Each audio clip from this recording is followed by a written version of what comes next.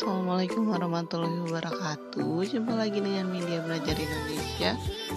Kali ini kita bakal bahas soal SKB CPNS Kesehatan Umum. Ini adalah sesuai kisi-kisi terbaru 2019-2020 ya. Di sini kita bakal bahas soal dan juga pembahasannya. Ini adalah part 2 karena part satunya udah selesai di atas. Dengan judul yang sama. Kemarin kita bahas sampai nomor 15, jadi sekarang dari nomor 16. Secara umum, obat yang efeknya dipengaruhi oleh obat lain itu disebut apa? A. Obat reseptor. B. Obat agonis. C. Obat antagonis. D. Obat objek. Atau E. Obat presipitan. Nah, secara umum obat yang efeknya dipengaruhi oleh obat lain itu disebut obat objek. Contohnya digoxin, gentamicin, warfarin, dilantin, obat sitotoksik, kontraseptif oral, dan obat-obat sistem saraf pusat. Jadi, jawaban yang benar itu yang D, obat objek. Kita ke soal selanjutnya, nomor 17. Contoh obat yang termasuk dalam golongan penisilin adalah A. Sefradin, B. Ampicillin, C. Tetrasiklin, D. Chloramphenicol, atau E. Lincomycin. Penisilin kan belakangnya aja sih sebenarnya. Contoh obat yang termasuk dalam golongan penisilin adalah ampicillin dan amoxicillin. Ya, lihat di belakangnya. Obat golongan ini digunakan untuk mengobati infeksi pada saluran nafas bagian atas, hidung, dan tenggorokan. Seperti sakit tenggorokan untuk infeksi telinga, bronkitis, kronik, pneumonia, dan saluran kemih, kandung kemih, dan ginjal. Jadi, jawabannya itu yang mana? Ya benar, yang B, lihat belakangnya. Kita ke soal nomor 18. Berdasarkan prinsip dasar sistem pengawasan obat dan makanan, tindakan dilakukan berdasarkan tingkat resiko dan berbasis apa?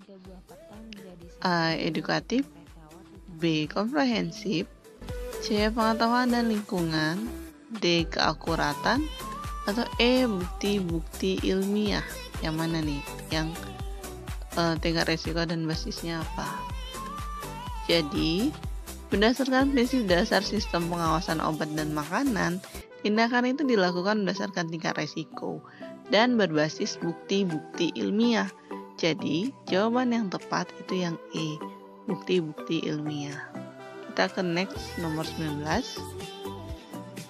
Bentuk kemasan obat berikut ini telah disetujui FDA sebagai contoh sistem kemasan yang mampu memenuhi ketentuan kemasan tahan gangguan, kecuali A.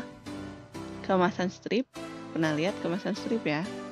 B. Kemasan blister, C. Pembungkus lapisan tipis, D. Pengemasan kayu, atau E. Kertas timah. Ini buat obat ya. Yang ditanya juga kecuali yang mana? Nah, bentuk kemasan yang telah disetujui FDA sebagai contoh sistem kemasan yang baru memenuhi ketentuan kemasan tahan gangguan adalah kemasan strip, kemasan blister, pembungkus lapisan tipis, pengikat atau ban yang mengerut, serta kertas timah, kertas atau kantung plastik. Jadi yang nggak ada itu yang kayu, yang D ya. Oke, itu yang kecuali. 20. Berdasarkan pasal 3 Peraturan Kepala BPOM nomor 14 tahun 2014, unit pelaksana teknis di lingkungan BPOM mempunyai fungsi sebagai berikut. Kecuali A. Pelaksanaan pemeriksaan setempat, B. Pengambilan contoh dan pemeriksaan sarana produksi dan distribusi, B. Pelaksanaan kegiatan layanan informasi konsumen, C. Evaluasi dan penyusunan laporan analisis bahan makanan, atau D. Investigasi dan penyidikan pada kasus pelanggaran hukum atau E. Pelaksanaan pemeriksaan laboratorium, pengujian dan penilaian mutu produk secara mikrologi. Nah, berdasarkan pasal ini kayak gitu. BPOM itu punya fungsi. Ada 6. Pertama, penyusun, rencana, dan program pengawasan obat dan makanan. Ada nggak di sini penyusun? Oke, nggak ada. Yang kedua, pelaksanaan pemeriksaan laboratorium, pengujian dan penilaian mutu produk secara mikrobiologi. Atau poin ini itu sama dengan poin E. Oke. Yang ketiga, pelaksanaan pemeriksaan setempat, pengambilan contoh dan pemeriksaan sarana produksi dan distribusi, sama kayak poin A. Oke. Yang keempat, investigasi dan penyidikan pada kasus pelanggaran hukum, sama nih garis. Oke, yang kelima, pelaksanaan kegiatan layanan informasi konsumen, yang ini. Keenam adalah evaluasi dan penyusunan laporan pengujian obat dan makanan. Nah,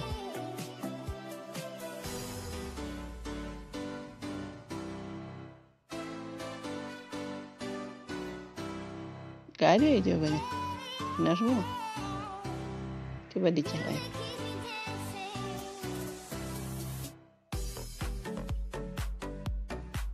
Pelaksanaan kegiatan informasi konsumen, iya, poin ini. Evaluasi dan penyusunan laporan analisis bahan makanan di sini. Di sini laporan pengujian. Jadi jawabannya yang C. Oke. Rekatkan 3 Next. buah peta menjadi satu dengan setangkai kawat di tengahnya seperti ini. Yang tadi yang C ya. Nih. C yang enggak. Sorry, tadi nggak teliti.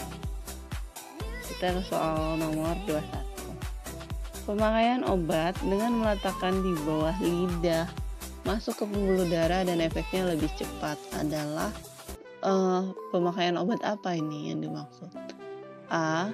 Sublingual, B. Oral, C. Parektal, D. Intrakardial, atau E. Parenteral. Jadi, pemakaian obat dengan meletakkannya di bawah lidah masuk ke pembuluh darah dan efeknya lebih cepat adalah sublingual. Contohnya obat jantung seperti nitrogliserin dan verapamil, obat golongan steroid tertentu dan obat golongan opiat tertentu. Jadi jawabannya yang A, sublingual. Oke. 22. Untuk menjaga mutu obat yang dihasilkan, maka setiap tahap dan proses produksi selalu dilakukan pengawasan mutu A. GMP, B. ISO, C. HACCP, D. CPOB, atau E. IPC.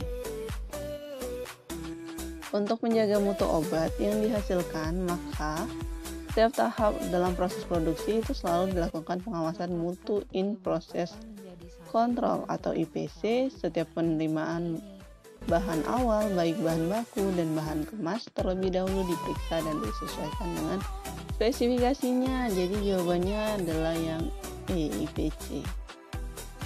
Soal nomor 23. Bahan aditif makanan yang dapat digolongkan menjadi kelompok antioksidan sesuai izin Permenkes adalah A. Karbon dioksida, B. Kalsium alginat, C. Trikalsium fosfat, D. Asam askorbat, E. Natrium glukonat. Bahan aditif makanan itu dapat digolongkan jadi kelompok anti-kempal sesuai izin Permenkes adalah trikalsium fosfat, karbon dioksida, jadi bahan pengarbonasi, kalsium alginat,